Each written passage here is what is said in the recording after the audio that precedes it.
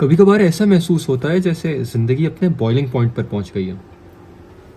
जैसे आपकी किरदार की केटल इन बढ़ती मुश्किलात को संभाल नहीं पाएगी। जैसे आपके सब्र का पैमाना किसी भी घड़ी धुएं छोड़कर लबरेज हो जाएगा।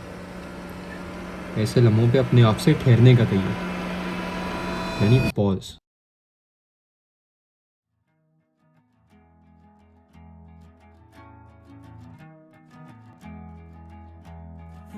कुछ दिन पहले नेचर से राब्ते के दौरान मुझे ये ख्याल आया कि हम ठहरते नहीं, चलते जाते हैं, इस सोच के साथ कि कहीं पीछे ना रह जाएं या कोई कमी ना रह जाए। मुझे कैमरा से बात करने की ना ही आदत है ना ही शौक़ है, लेकिन लोगों से बात करने का दिल चाहता है और आप सब लोगों से बात करने का यही तरीका है। मैं ये सोच रहा था कि कभी कभार इंसान के लिए ये ज़रूरी होता है कि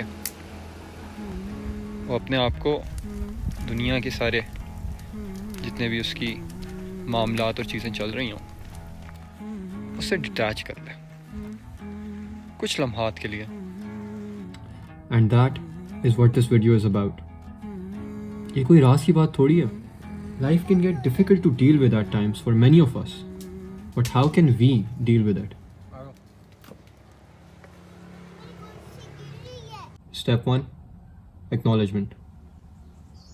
मुझे लगता है अपने मसाइल को एक्नॉलेज करना सबसे पहला और सबसे ज़रूरी स्टेप है। हम लोग अक्सर अपने मसाइल को छोटा समझकर कहते हैं कि इसके ऊपर तो मेरा टेंशन लेना बनता भी नहीं है, मैं टेंशन क्यों ले रहा हूँ, इससे आपकी टेंशन सिर्फ बढ़ेगी। लेट्स से एक 3 साल की बच्ची के लिए आइसक्रीम ना मिलना एक बड़ा मसला हो सकता है, जबकि एक 40 साल के बंदे के लिए घर का किराया देना ज़रूरी होगा। इसका यह मतलब नहीं कि आप उस 3 साल की बच्ची से कहें छोटी बच्ची हो क्या, क्योंकि in the end it all comes down to significance. उस लड़की के लिए आइसक्रीम सिग्निफिकेंट हो सकती है और दूसरे बंदे के लिए घर का किराया। Doesn't mean either of them is wrong. इसी तरह आपके लिए कुछ भी इंपॉर्टेंट हो सकता है।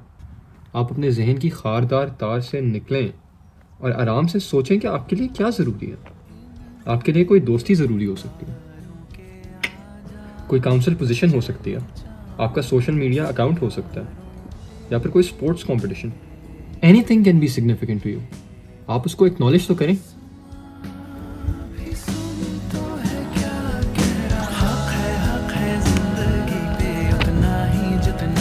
सबका तेरा भी है ये जहां, बादल काले छट जाएंगे, दिन सुहाने फिर आएंगे, उड़ना पतंग की तरह।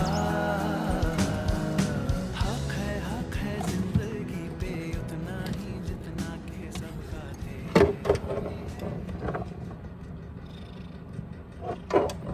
Step 2, coping. ये वो स्टेप है जिसमें हर इंसान की पर्सनैलिटी के मुख्तलिफ पहलू देखे जा सकते हैं। The way everyone deals with their problems is different and that's perfectly fine. मैं ये उम्मीद करके कह रहा हूँ कि you do deal with your problems. Please don't be one of those people that berries their problems and never deals with it. Deal करें, अपने तरीके से करें। ख़ास तौर पे अगर आप मर्द हैं तो यकीन मानें आपकी मर्दानगी में कोई कमी नहीं आएगी। इस बात से बिल्कुल फ़र्क नहीं पड़ता कि आप किस तरीके से कोप करते हैं, आप करें तो सही। आमतौर पर कुछ लोग लिखना पसंद करते हैं, स्टोरीज, पोएम्स, डायरी, गाने, जो भी आप चाहें। I like to write. इनको कोपिंग मैकेनिज़म्स भी कहा जाता है। लोग बहुत से कोपिंग मैकेनिज़म्स इस्तेमाल करते हैं, जैसे रनिंग करना, पेंटिंग्स बनाना, मूवीज़ देखना, जबकि कुछ लोग अपने दोस्तों और घर वालों से बातचीत करने को काफ़ी समझते हैं। At this step, at this moment, I'd like to say, pause. जरा ठहर जाएं, टेक इट ऑल इन।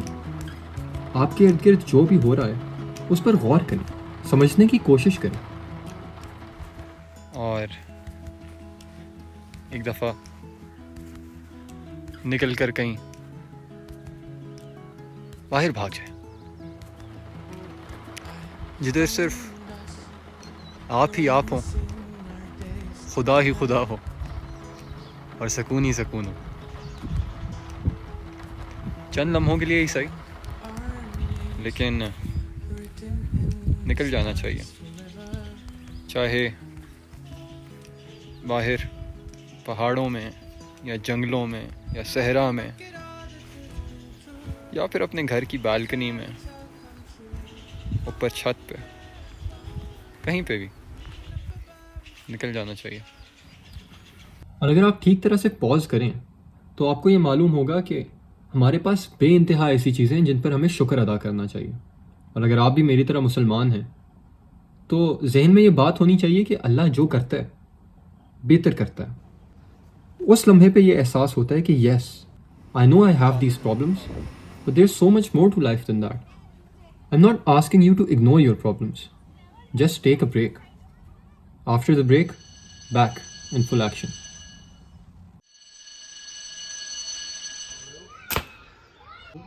नहीं लगी ना? मैं ऐसे बोल रहा हूँ जैसे मेरा बड़ा पक्का मसला। सब नजर आ रहा है। नहीं, वो नहीं दिखाना। मैं टिप्स नहीं दे रहा, वरना मेरे से आगे निकल जाएगा खुद।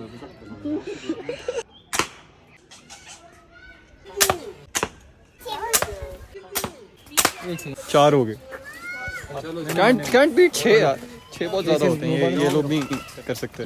क्या कहना चाहेंगे अपनी डिफीट के बारे में? पड़े हैं, ये गिर नहीं रहा है, बेईमानी कर रहा है, बेईमानी कर रहा है। ओह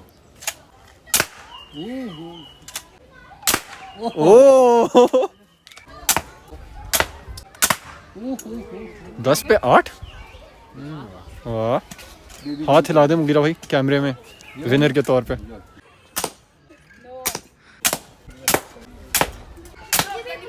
ओ पता कैसे चलेगा तेली को? चौक मैंने मार दिया ना पहले। तो यार ये परफेक्शन तो मैं भी आर्ट्स में ये क्या बात है? आदाब आदाब। Last step, happiness. देखें, खुशी उधर है जिधर आप हैं। नहीं, मजाक अपनी जगह, मैं सच कह रहा हूँ। हर किसी की ज़िंदगी में मसाइल होते हैं, लेकिन मसाइल तो ज़िंदगी भर रहेंगे। अभी कुछ मसाइल हैं, कल कुछ और होंगे। आज आइसक्रीम का मसला है, कल किराए का हो सकता है। मैं कहना ये चाह रहा हूँ कि अगर आप इन मसाइल के पीछे अपनी खुशी कुर्बान कर देंगे तो आप कभी भी खुश नहीं रह पाएंगे। I think the right approach is कि yes, I have these problems, लेकिन टेंशन नहीं लेनी। You have to find the right balance. आपने बेहतर से बेहतर होने की कोशिश भी करनी है, और उसके दौरान ना सिर्फ खुश रहना है बल्कि शुक्र अदा करना सीखना है। Strive for better but be happy with now. आप इस बांदर को देख लें, ये चिल कर रहा है, आप क्यों नहीं कर सकते? देखें, मैं जानता हूँ life isn't perfect, it is not meant to be perfect, but if you try you can find beauty in the imperfection, in the little things.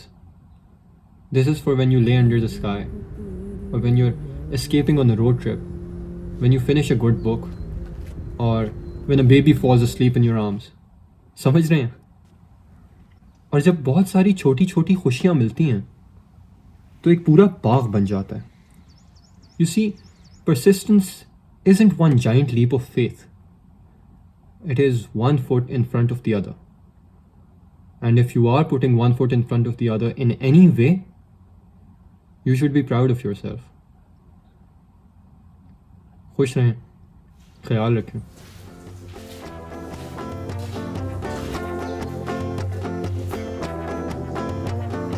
Magila Saouf, Ibno Koboya